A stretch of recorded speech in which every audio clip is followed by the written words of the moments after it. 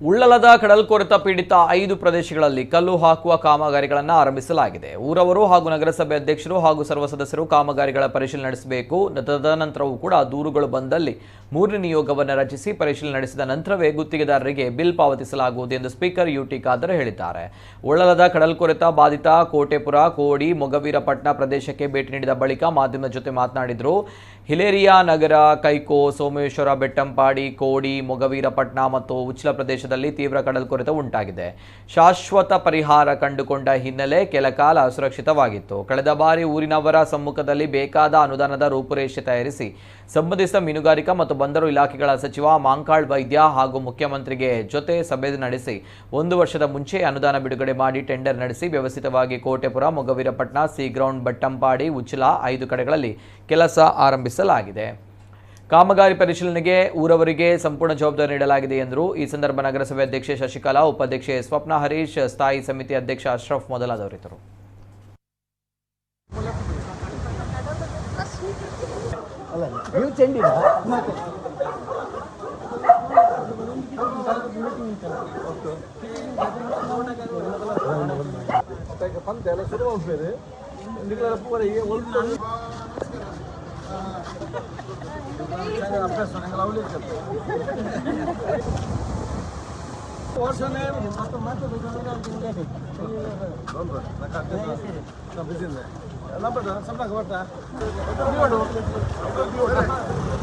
ಐದು ಸ್ಪಾಟ್ನಲ್ಲಿ ನಾವು ಬಹುಶಃ ಗುರುತಿಸುವ ನಂತರ ನಾವು ಮೀನುಗಾರಿಕಾ ಸಚಿವರ ಮಾಂಕಾಳ್ ವೈದ್ಯ ಮತ್ತು ಮುಖ್ಯಮಂತ್ರಿ ಮಾತಾಡಿಕೊಂಡು ಪ್ರಪ್ರಥಮ ಬಾರಿಗೆ ಕಡಲ್ಕೊರೆತ ಬರುವ ಮುಂಚೆ ಅನುದಾನ ಬಿಡುಗಡೆ ಮಾಡಿ ಟೆಂಡರ್ ಮಾಡಿ ಕೆಲಸ ನಾವು ಇವತ್ತು ನಾವು ಮಾಡ್ತಾ ಇದ್ದೇವೆ.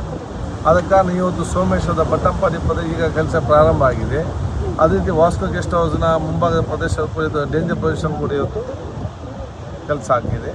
ಇದೀಗ ನಾವು ಇವತ್ತು ಕೋಟೆಪುರ, ನಾಳೆ ಮೊಗವೀರಪಟ್ಟಣ ಮತ್ತು ನಮ್ಮ ಸಿ ಗ್ರೌಂಡ್ ಈ 3 ಕಡೆ ಮಾಡಿದರೆ ಬಹುತೇಕ ಕಳೆದ ಸಲ ಬಂದು ನಾವೇನು ಮಾತು ಕೊಟ್ಟಿದ್ದೇವೆ ಮತ್ತು ಯಾವೊಂದು ಡೇಂಜರ್ ಸ್ಪಾಟ್ನಲ್ಲಿ ಕೆಲವೊಂದು ಮನೆ ಇತ್ತ ಅದೆಲ್ಲಕ್ಕೂ ಸಂರಕ್ಷಣೆ ಮಾಡೋ ಕೆಲಸ ಆಗಿದೆ ಅಂತ ಹೇಳಲಿಕ್ಕೆ ಬಯಸಿ